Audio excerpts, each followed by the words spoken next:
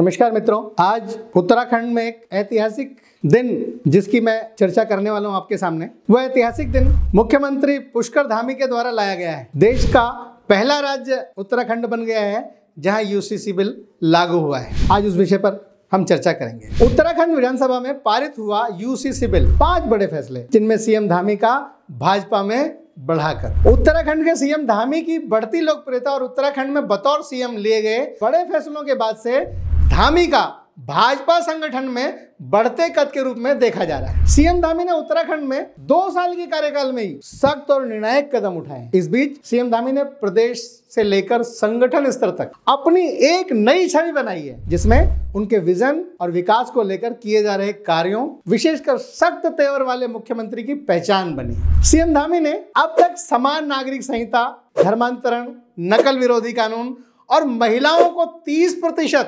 शैक्षिक आरक्षण का फैसला 2 साल के कार्यकाल में लिया है, जो के उत्तराखंड के इतिहास में दर्ज हो गए। सीएम धामी का अब तक का सबसे बड़ा फैसला यूसीसी को लेकर कदम बढ़ाना है। इसे केंद्र सरकार टेम्पलेट के रूप में इस्तेमाल करना चाहती है। ऐसे में सबसे पहले यूसीसी लागू करने वाला पूरे देश में उत्तराखंड पहला राज्य बन गया है। इसको लेकर धामी अपनी प्रतिबद्धता भी जाहिर कर चुके हैं। उत्तराखंड में भर्ती परीक्षाओं में नकल माफियाओं की संलिप्तता सामने आई तो सीएम धामी ने अब तक का सबसे सख्त नकल विरोधी कानून बना दिया, जिसके बाद से प्रदेश में नकल विहीन परीक्षाएं आयोजित हो रही हैं। इस निर्णय के बाद से धामी की युवा सीएम की छवि पूरे देश भर में गई है। संगठन ने भी इसके लिए सीएम धामी की पीठ थपथपाई। राज्य में जब से धर्मांतरण रोकने के लिए धामी ने सबसे सख्त धर्मांतरण कानून भी लागू किया है, जिसमें जबरन धर्म परिवर्तन पर 2 से 7 साल की जेल और 25,000 रुपए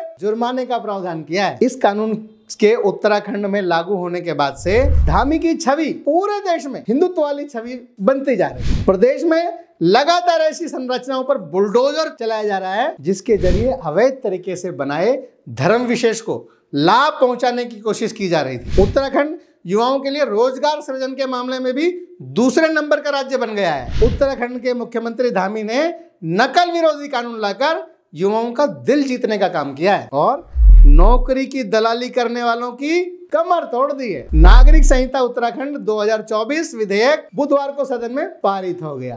विधानसभा में यूसीसी बिल पास होने के बाद उत्तराखंड समान नागरिक संहिता लागू करने वाला देश का पहला राज्य बन गया है। धामी ने कहा कि 2022 के विधानसभा चुनाव से पहले हमने उत्तराखंड की जनता से वादा किया था कि हम यूसीसी कानून बनाएंगे और उसके लिए एक ड्राफ्ट कमेटी बनाएंगे। उत्तराखंड के प्रत्येक नागरिक के लिए एक समान कानून होगा, जिसमें नए कानून के लागू होने के बाद पति या पत्नी के जीवित होने पर दूसरा विवाह करना पूर्णतः प्रतिबंधित होगा। जन्म और मृत्यु के पंजीकरण की तरह विवाह और विवाह विच्छेद का पंजीकरण वेब पोर्टल पर किया जा सकेगा। कोई पहला विवाह छिपाकर दूसरा विवाह करेगा तो पंजीकरण के जरिए इसका पता लग जाएगा। इससे माताओं और बहनों में सुरक्षा का भाव आएगा। धामी ने कहा कि यूसीसी में लिव इन रिलेशनशिप की आयु भी पुरुषों की 21 वर्ष और महिलाओं की 18 साल रहेगी। इसके लिए उन्हें पंजीकरण कराना होगा। इससे विवाह से संबंधित अपराध रोके जा सकेंगे। सीएम ने कहा कि इन प्रावधानों के द्वारा हम अपनी भविष्य की सब पीढ़ियों के लिए निष्कंटक और सुखी जीवन देने की कोशिश करेंगे। मुख्यमंत्री धामी ने कहा कि देश के पहले गांव माणा में संवाद से ड्राफ्ट समिति ने इसकी शुरुआत की। उन्होंने अब अन्य राज्यों को भी इस दिशा में प्रयास करने का आह्वान करते हुए कहा, जिस प्रकार गंगा सबके लिए सुखदायी है, वैसे ही यूसीसी भी मातृशक्ति वो पूरे समाज के लिए सुखद होगा। इस विधेयक में जाति, धर्म व पंथ के रीति रिवाजों से एवं शादी, तलाक, विरासत और गोद लेने से जुड़े मामलों को ही शामिल किया गया है। ऐसा भी नहीं है कि शादी पंडित या मौलवी नहीं कराएंगे। खान पान, पूजा, इबादत, वेशभूषा, इन पर इसका कोई प्रभाव नहीं पड़ेगा। लिव इन में रहने वाले प्रत्येक व्यक्ति के लिए वेब पोर्टल पर पंजीकरण कराना अनिवार्य होगा। युगल पंजीकरण रसीद से ही किराए पर घर, हॉस्टल या पीजी ले सकेंगे। लिव इन में रहने वालों के लिए संबंध विच्छेद का भी पंजीकरण कराना अनिवार्य होगा। यानी आप पहले लिव इन में रह रहे थे, उसके बाद आप अलग हो गए, तो इसके लिए भी पंजीकरण कराना होगा पोर्टल पर। अनिवार्य पंजीकरण न कराने पर 6 महीने की सजा या 25,000 जुर्माना या दोनों का प्रावधान। संपत्ति में बेटा और बेटी को बराबर का अधिकार हो। जायज और नाजायज बच्चों में कोई भेद नहीं होगा। गोद लिए सरोगेसी के द्वारा असिस्टेड रिप्रोडक्टिव टेक्नोलॉजी से जन्मे बच्चे जैविक संतान होंगे। किसी महिला के गर्भ में पल रहे बच्चे के संपत्ति में अधिकार सुरक्षित रहेंगे। कोई व्यक्ति अपनी वसीयत के द्वारा किसी भी अन्य व्यक्ति को अपनी संपत्ति दे सकता है। विधेयक में 26 मार्च 2010 के बाद से हर दंपत्ति के लिए तलाक व शादी का पंजीकरण कराना अनिवार्य होगा। इसका मतलब समझते हैं बंधुओं? इसका मतलब यह है कि 2010 तक की बात कर दी धामी जी ने। आज भले ही लागू हो रहा हो, आज भले ही, लेकिन ये 2010 तक जिन लोगों के विवाह विच्छेद हुए उनको पोर्टल पर ये रजिस्टर कराना होगा। यानी आप ये मान लीजिए कि ये कानून 2010 से ही लागू हो गया उत्तराखंड में। और ग्राम पंचायत, नगर पालिका, नगर निगम, महानगर पालिका स्तर पर पंजीकरण का प्रावधान रहेगा। पंजीकरण न कराने पर अधिकतम 25,000 रुपए का अर्थदंड का प्रावधान रहेगा। पंजीकरण न कराने पर सरकारी सुविधाओं का लाभ नहीं मिलेगा।